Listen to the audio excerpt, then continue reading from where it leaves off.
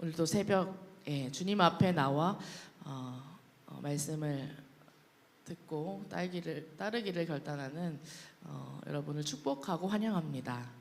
오늘 말씀은 어제 주일 말씀에 말씀을 나눈 것과 동일한 말씀입니다. 우리에게 하나님께서 반복적으로 나누게 하신 이유가 있는 줄 믿고 오늘도 주신 말씀 따라 결단하고 또 우리의 마음을 주님께 드리기를 축복합니다.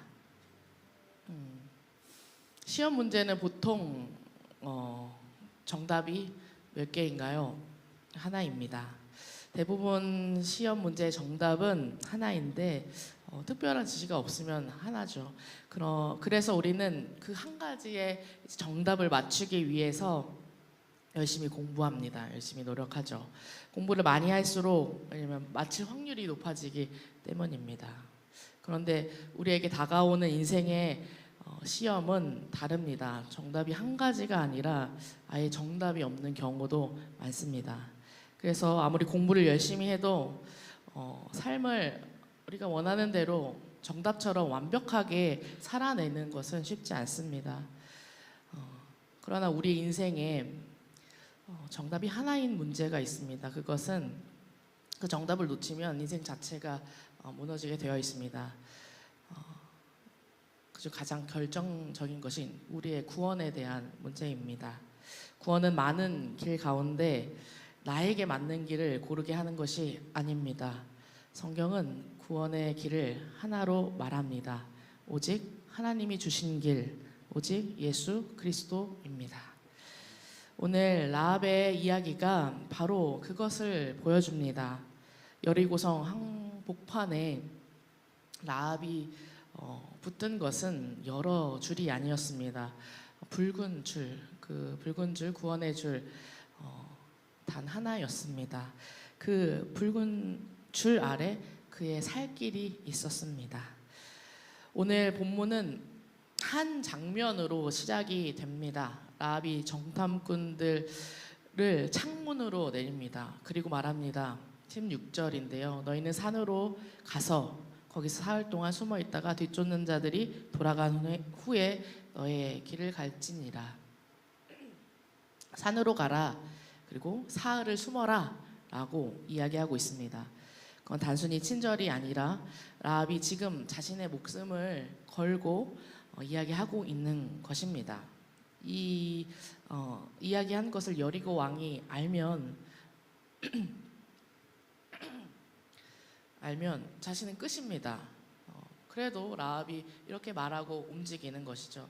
라합이 왜 목숨을 걸고 정탐꾼을 숨겨 주었을까요? 그것은 라합이 이미 어제 말씀을 들은 것처럼 들었기 때문입니다. 여리고 전역에 퍼진 소문, 그것을 라합도 들었기 때문입니다. 홍해에 대한 이야기, 애굽에서 나온 이야기, 광야의 이야기, 요단 동편에서 그들이 강한 왕들을 무너뜨린 그 이야기, 그 소문을 들은 라합은 그것을 풍문으로 흘려보내지 않고 그것을 열린 마음으로 들었습니다. 그 이야기를 들으면서 그 라합의 마음이 흔들렸고 그것이 그에게 다가오게 되었습니다. 로마서 10장 7절은 이렇게 말씀하고 있습니다. 그러므로 믿음은 들음에서 나며 들음은 그리스도의 말씀으로 말미암았느니라. 아멘. 라합은 들었습니다. 그런데 중요한 건 그냥 듣기만 한 것이 아니라 그가 선택했다는 것입니다. 나는 여리고 편이 아니라 여호와 편에 서겠다라는 선택을 하였습니다. 그것이 믿음의 시작인 줄을 믿습니다. 믿음은 내 결심으로 만들어내는 그런 마음의 상태가 아니라 말씀이 내 안에 들어와서 내 안에서 새로운 방향을 만드는 것입니다. 그리고 결정적인 순간에 내가 하나님의 편에 서겠다라는 내 안에 그 선택을 일으키게 하는 게 바로 말씀입니다. 오늘도 말씀을 통해서 매번 하나님을 선택하는 그리고 하나님의 편에서는 저와 여러분 되기를 축복합니다. 오늘 말씀에는 성벽이라는 단어가 많이 나옵니다. 반복돼서 나오는데요. 성벽은 그냥 단순히 성벽을 묘사한 것이 아닙니다. 라합의 집이 성벽과 맞닿아 있었기 때문에 창문을 통해서 줄로 달아내리기에 아주 유리한 구조로 그 라합의 집이 되어 있음을 강조하는 것입니다. 라합의 집이 성벽에 붙어 있었습니다. 그래서 창문이 성벽 바깥으로 열려 있고 줄만 내리면 바로 탈출할 수 있었습니다. 여리고성은 결국 하나님의 능력으로 무너지게 되죠. 그런데 놀라운 것은 그 성벽 안에 있는 라합의 집이 그 성의 구원의 방주가 되었다는 것입니다. 원래 성벽의 역할은 무엇일까요? 성벽은 안전과 보호의 상징입니다. 우리를 지켜주는 벽이죠. 성벽은 도둑이나 적이 들어오지 않게 못하게 막아주고, 또 그래서 사람들이 성벽을 보면 안전하다라고 생각을 합니다. 그런데 문제는 하나님이 그 성을 심판하면 그 성벽은 더 이상 안전한 곳이 되지 않습니다. 하나님이 어떤 벽도 하나님을 막지 못하기 때문이죠.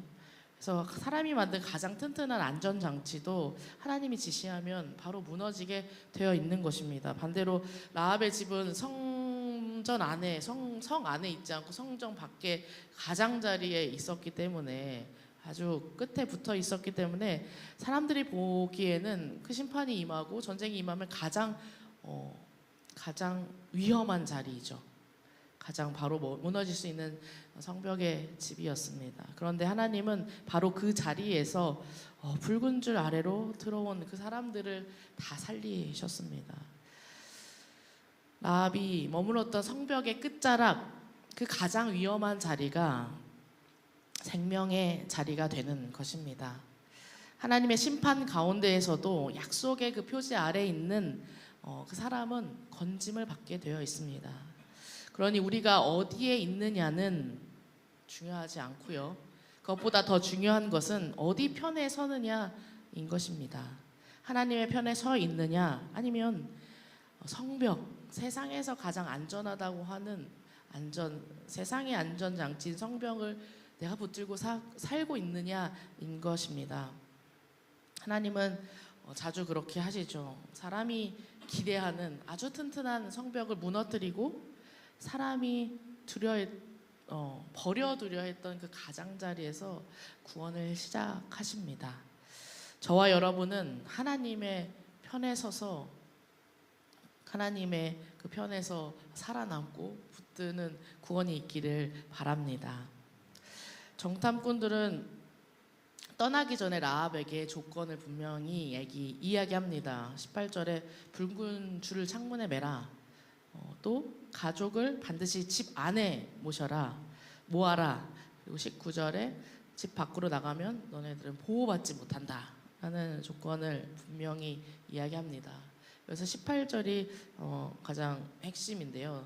내 부모와 형제와 내 아버지의 가족을 다 내 집에 모으라 라고 말씀하고 있습니다. 구원은 라합 개인에게서 끝나지 않습니다. 라합을 중심으로 그의 온 집에 임할 것을 이 말씀은 강조하고 있는 것입니다. 라합 한 사람의 선택이 가정 전체를 살리는 통로가 됩니다. 그리고 이 말은 우리의 신앙이 그냥 개인의 구원에서 에만 머무는 것을 거부합니다. 구원은 실제로 집안으로 모이는 그 순종을 요구하는 것입니다. 하나님이 정해 놓으신 그 집안, 그 경계 안으로 들어오라라고 말씀하고 있는 것입니다. 라합의 집이 구원의 방주와 같이 되었습니다. 방주는 바깥에서 보면 별것이 아닌데 그 안에 들어가면 생명이 되는 것입니다. 문설주의 피도 그렇습니다. 6월절 밤에 문설주의 피가 발라진 집은 그냥 넘어가게 되는 거죠. 피 자체가 주문이 아니라 하나님의 말씀을 믿고 그 표지 아래 머무는 그 순종이 바로 구원의 자리가 되는 것입니다. 오늘 우리에게 붉은 줄은 무엇인가요? 세상에는 길이 많다고 하지만 구원의 길은 단 하나입니다. 오직 예수 그리스도의 피 보혈입니다. 구원은 흐릿하지 않습니다. 하나님의 구원의 길은 아무렇게나 주어지지 않습니다. 표지가 있고요, 경계가 있고 순종이 있습니다. 너와 내 부모와 형제와 내 아버지의 가족을 다 내 집에 모으라 18절 말씀하고 있습니다. 라합의 한 사람의 믿음의 끝이 아니라 라합의 믿음이 바로 그의 집에 향하고 가족을 향하게 되는 것입니다. 우리가 오늘 이 새벽에 붙드는 그 믿음이 결국 나 혼자가 아니라 가정으로 흘러가야 될 줄 믿습니다. 내가 믿었다고 끝이 나면 안 되고 내가 붙든 그 붉은 줄이 내 집의 문 앞까지 내려와야 할 줄 믿습니다. 우리의 믿음이 우리의 가정으로 흘러가고 구원의 붉은 줄이 내 집의 문까지 내려오는 그 은혜가 저와 여러분에게 있기를 축복합니다.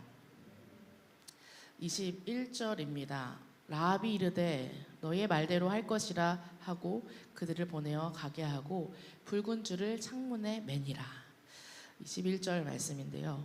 라합은 붉은 줄을 창문에 맵니다. 여기서 그의 믿음이 어떠한지를 잘 보여주고 있습니다. 믿음은 그냥 그럴 수도 있지가 아니고 바로 너희의 말대로 할 것이니라 라고 말하고 즉시 붉은 줄을 매는 것입니다. 지체가 없고 미루는 것이 없었습니다. 그 말을 한 즉시 그가 붉은 줄을 창문 밖으로 내립니다. 우리의 순종이 종종 늦춰질 때가 있습니다. 나중에 하겠습니다. 상황이 좀 정리되면 그때 하겠습니다. 그런데 오늘 말씀은 이렇게 이야기합니다. 라합은 지체하지 않았다. 바로 붉은 줄을 맸다. 즉시 맸다라고 말씀하고 있습니다. 우리의 삶을 이 말씀에 비추어 봅니다. 우리의 가정에 이해할 수 없는 고통이 찾아올 때가 있습니다. 그때 우리가 할 수 있는 말은 이것뿐인 줄 믿습니다. 하나님이 하시겠다는데 내가 무슨 자격으로 다 그것을 이해하려고 할까? 주님은 선하신 분이니 나는 그분을 믿고 순종하겠다. 그렇게 고백할 때 하나님이 그렇게 하시겠다 그 하는 말에 바로 순종할 때 그 고백에서 회복이 시작됨을 믿습니다. 우리의 믿음 속에서 하나님이 말씀하시는 것을 바로 순종할 때 그것에서 회복이 시작됨을 반드시 아는 저와 여러분 되길 축복합니다. 라합이 그랬습니다. 그녀는 그의 상황을 다 통제할 수 없었고 그러나 그가 할 수 있는 것은 그것을 선택하는 것이었습니다. 하나님 편에 선 선택 그리고 붉은 줄을 매는 순종이었습니다. 그의 믿음은 이렇게 라합의 믿음은 이렇게 증명이 됩니다. 야고보서 2장 25절입니다. 기생 라합이 사자들을 접대하여 다른 길로 나가게 할 때에 행함으로 의롭다 하심을 받은 것이 아니냐. 또 히브리서도 이야기합니다. 히브리서 11장 31절 믿음으로 기생 라합은 멸망하지 아니하였도다. 믿음은 아는 것에서 끝나는 것이 아니고 다른 하나님과 반대됐던 편에서 하나님의 편으로 넘어오는 것입니다. 그리고 그 믿음은 반드시 순종을 낳습니다. 행동을 낳습니다. 하나님의 편에서 붉은 줄을 매는 순종으로 지체하지 않는 저와 여러분 되길 축복합니다. 24절에 정탐꾼들이 여호수아에게 돌아와 보고합니다. 여호와께서 그 땅을 우리 손에 주셨다. 그 땅의 모든 주민이 우리 앞에서 간담이 녹더이다 라고 말합니다. 아주 정확한 구조로 이야기합니다. 하나님께서 그 땅을 주셨고 또 그 결과 그들은 우리를 두려워하고 있다라는 것이죠. 전쟁은 아직 시작 전이고 아무것도 한 것이 없는 것으로 보이지만 이미 그 전쟁의 결론이 결정되었다는 것을 의미합니다. 하나님이 주셨고 그 현실의 증표로 그 적의 마음들은 이미 무너졌다라는 것입니다. 우리의 믿음이, 우리의 신앙은 무엇일까요? 하나님의 약속을 믿는, 붙드는 믿음은 그 현실을 보고 부정하는 것이 아닙니다. 현실을 보되 그 현실 위에 있는 하나님을, 현실 위에 계신 그 승리를 미리 보는 것입니다. 그래서 그 믿음은 그냥 막연한 긍정이 아니라 하나님의 약속에 근거한 확신이 되는 줄 믿습니다. 오늘 저와 여러분들이 무엇을 들으며 살고 있습니까? 주일 말씀에서처럼 믿음은 들음에서 납니다. 말씀을 듣는 그 자리를 우리의 인생의 가장 중요한 자리에 두는 저와 여러분 되길 축복합니다. 우리가 어느 편에 서 있습니까? 성벽 안이 안전해 보이지만 하나님께서 일하시면 그 성벽이 무너집니다. 성벽이 살리는 것이 아니라 붉은 줄 아래가, 구원의 줄 아래가 살리는 자리인 줄 믿습니다. 오늘도 하나님의 편에 서는 저와 여러분 되길 바랍니다. 그리고 내 믿음이 나중이 아니라 오늘 순종, 말씀의 순종이 있어야 되는 줄 믿습니다. 오늘도 구체적으로 말씀 앞에 결단하고 예배와 기도의 자리에 나오고 그 가족을 모으는 그 경계 안에 우리 가족이 구원을 받는 놀라운 믿음의 역사가 있기를 축복합니다. 하나님께서는 라합을 지키시고 라합에게 하신 그 모든 약속을 지키십니다. 하나님은 오늘도 저와 여러분을 신실하게 지키신다 약속하십니다.